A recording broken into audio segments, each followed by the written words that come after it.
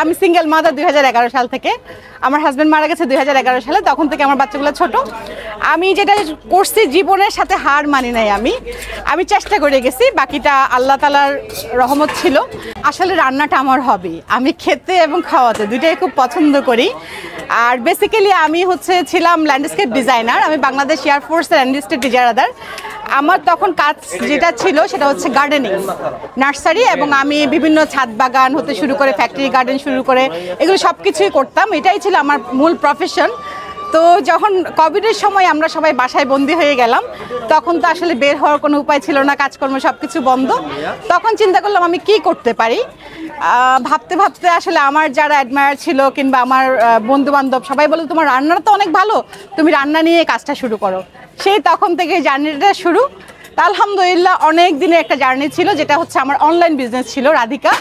তো এখানে আসছি আমি জানুয়ারির 25 তারিখ থেকে, কিন্তু এই অল্প কদিনে আমার মাশাআল্লাহ যেতটুকু রেসপন্স, আমি শুকর আলহামদুলিল্লাহ, আমি খুবই কৃতজ্ঞ। এবং আমি বলবো আল্লাহকে, আমি আল্লাহর প্রতি বিশেষভাবে রহমত ছিল দেখে হয়তো বা পারছি। আলহামদুলিল্লাহ আমার ম্যাক্সিমাম কাস্টমার রিপিট কাস্টমার, যারা একবার খাচ্ছেন ওনারা আবার আসছেন, ফ্যামিলি নিয়ে আসছেন, বন্ধু বান্ধবকে রেফার করছেন।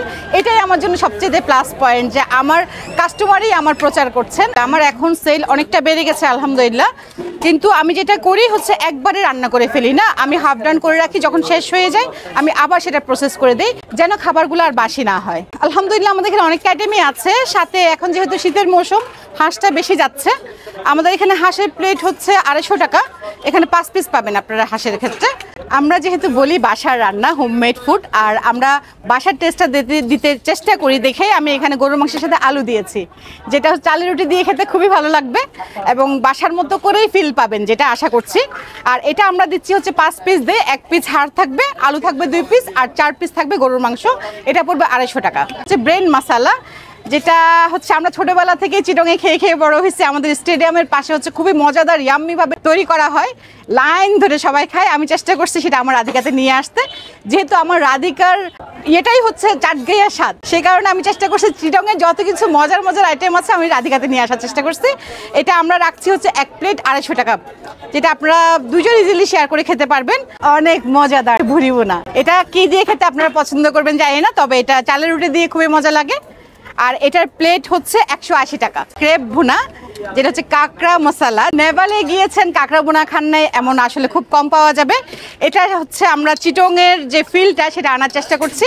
এখানে পাবেন আপনার 4 পিস দিচ্ছি, 200 টাকা প্রাইস রাখছি। সো আমরা এখানে 4টা আইটেম নিয়েছি মূলত।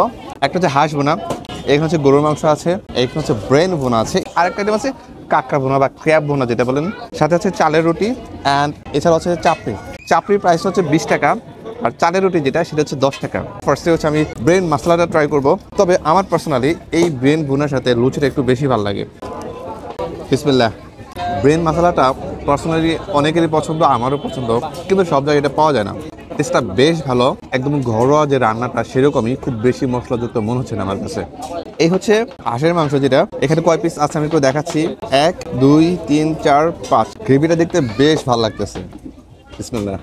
হাঁসের গ্রেভিটা এত জোস। আর একটা ব্যাপার হাঁস রান্না করা কিন্তু অতটাও ইজি নয়। অনেক সময় দেখা যায় যে হাঁসের একটা গন্ধ আসে, সেটা কিন্তু এখানে নাই। অ্যান্ড মশলার ব্যালেন্স আমার কাছে খুবই পারফেক্ট মনে হচ্ছে। ঝালটা স্পেশালি, কারণ এর থেকে বেশি ঝাল হলে আমি খেতে পারতাম না। আর একটা ব্যাপার হাঁসের মাংসের ঝাল না হলে কিন্তু একদমই খাওয়াই যায় না। সব জায়গায় কিন্তু হাঁসের মাংসের এরকমই দাম থাকে, 4 থেকে 5 পিস বা 6 পিস 250 টাকা থাকে। তো আপনারা যদি হাঁসের মাংস পছন্দ করেন এটা ট্রাই করতে পারেন। গরুর মাংস, এটার রান্নাটা দেখেই মনে হচ্ছিল যে বাসায় রান্না করা একটা গরুর মাংস।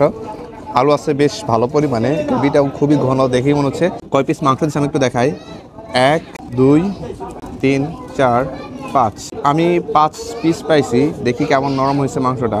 মোটামুটি নরম হয়েছে, আরও নরম হবে, কারণ আমি একদম ওপেনিং আওয়ারে চলে আসছি, মাত্রই শুরু হয়েছে রান্না করা। তো এটা যখন বেশি সময় যাবে, জাল হতে থাকবে, তখন কিন্তু এটা আরও বেশি নরম হয়ে যাবে। এই গ্রেভিটা আমার কাছে বেশি ভালো লাগতেছে দেখতে। খেতে কেমন লাগে আমি একটু দেখি। বিসমিল্লাহ। বিফের সাথে এই চালের রুটি কিন্তু সবসময় ভালো লাগে, অ্যান্ড আমার কাছে এটা কিন্তু বেশ ভালো লাগতেছে। সো 250 টাকা হিসাবে এটা ভালো। গ্রেভিটা স্পেশালি বেশি ভালো লাগছে, একদমই ঘন হয়ে গেছে। এই ক্র্যাব, যদিও আমি খুব বেশি যে পছন্দ করি ক্র্যাব এরকম না, আপনাদের দেখানোর জন্য মূলত নেওয়া যে একটু ইউনিক একটা আইটেম আছে। অনেকে সি ফুড খুব বেশি পছন্দ করে, অ্যান্ড সি ফুডের মধ্যে আবার এই ক্র্যাবটা আবার সব জায়গায় পাওয়া যায় না, কারণ এটা একটু ডিফিকাল্ট। ভালোই তো। এখানে যে ক্যাপসিকামের জন্য মনে হয় একটু ভালো লাগতেছে আমার কাছে, একটু খেয়ে দেখি তাহলে। আরেকটা ব্যাপার হচ্ছে টেস্ট বারের ব্যাপার আছে, অনেকে সি ফুড বেশি পছন্দ করে, তাদের কাছে কিন্তু এটা মানে হলেই হলো। আমি অতটাও সি ফুড লাভার না, নট ব্যাড। সব কিছু মিলিয়ে প্রাইস কম্পেয়ার করে আমার কাছে বেশ ভালোই লাগছে। তবে এখানকার সবচেয়ে বেশি ভালো লাগছে আমার কাছে এই ব্রেন মশলাটা অ্যান্ড হাঁস ভুনা, যেটা বিফটাও ভালো ছিল। সো আপনারা যদি চান আসতে পারেন, যদি এইদিকে আসেন, কারণ এটা আমার মনে হয় উত্তরাতে বেশ জমজমাট একটা প্লেস হয়ে গেছে। এই প্লেসটার নাম হচ্ছে জামাই বাজার, এই দোকানের নাম হচ্ছে রাধিকা। কিভাবে লোকেশনটা বলতে পারি, আচ্ছা আমি একটু ভিডিও দিয়ে দিব, আর নাম্বারটা তো থাকবে, আপনারা যদি আসতে চান কল করে আসতে পারবেন। সো আজকের মতো এই পর্যন্তই, দেখাবো অন্য কোনো ভিডিওতে। সে পর্যন্ত সবাই অনেক ভালো থাকবেন। থ্যাংক ইউ সো মাচ, আল্লাহ হাফেজ।